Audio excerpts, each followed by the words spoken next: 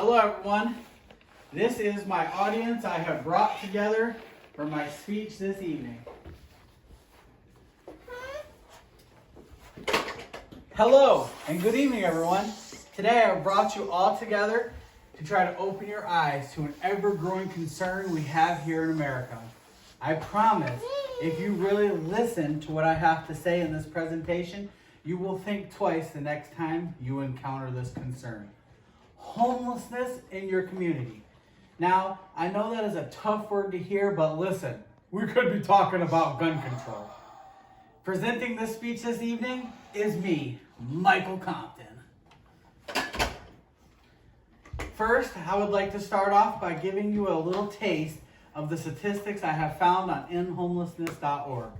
Remember, these statistics are only a small portion of the real numbers because not everyone that's homeless is willing to come forward and be counted. Currently, as of 2019, there are over 500,000 plus individuals homeless in America. That's over 500,000 people.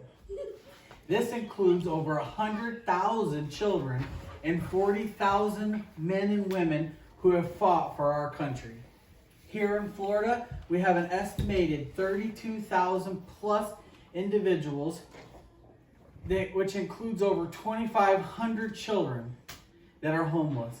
It makes you look at your kids and wonder if they were part of that statistic, how it would feel. Wow, that picture gets me every time I look at it.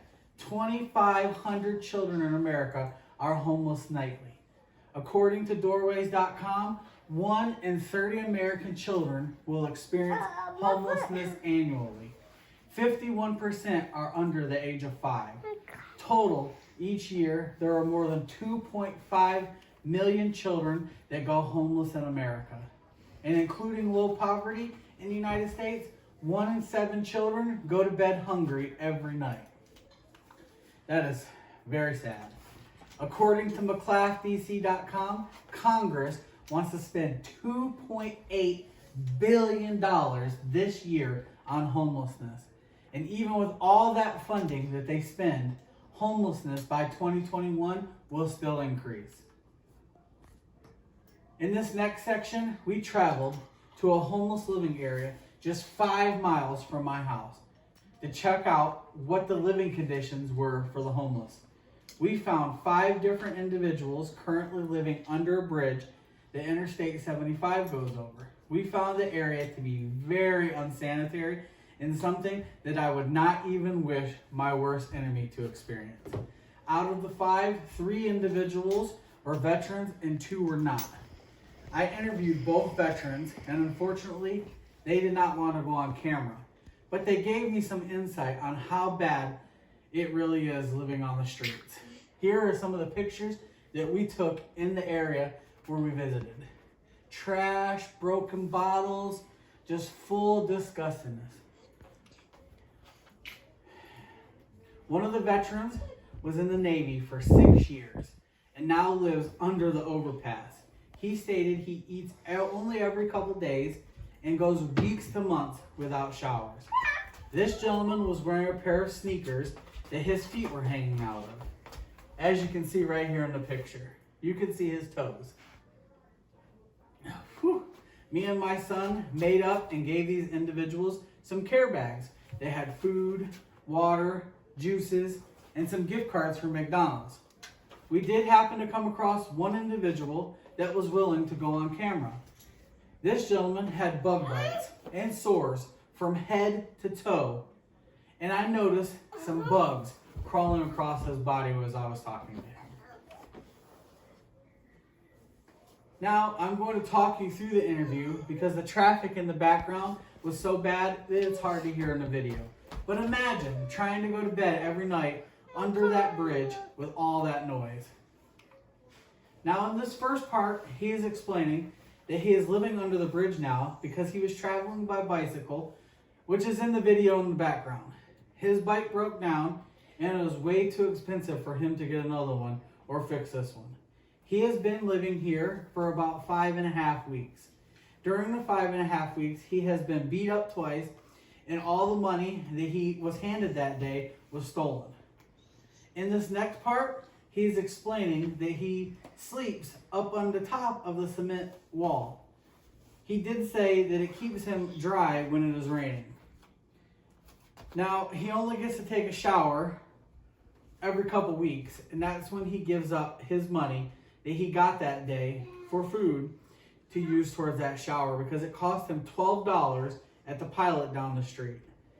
He also explains that he gets no money for medical or monetary help from the government.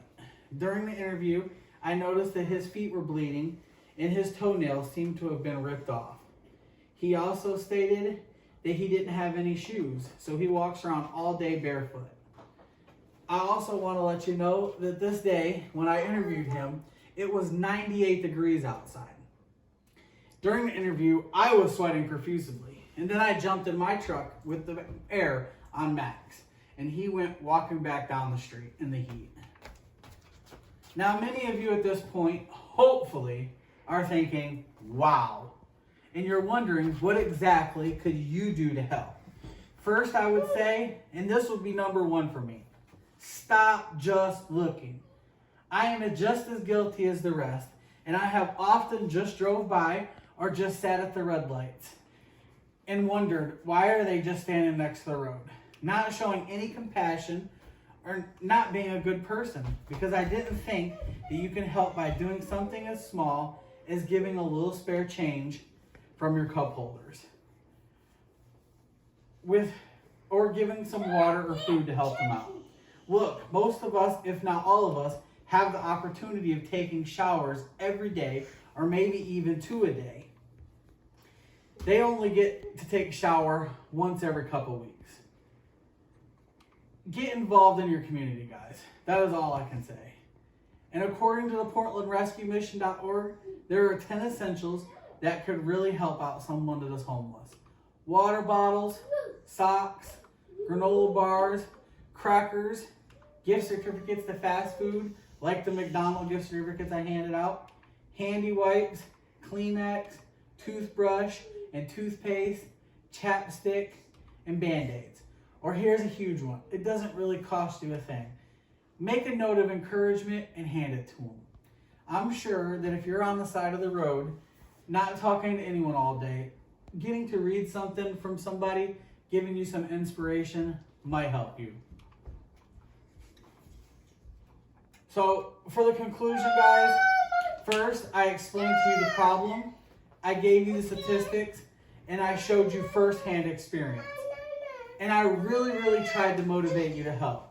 It is now up to you to help change something that is very cruel in our society today. We can't help everyone, but everyone can help someone. Ronald Reagan. Thank you for watching.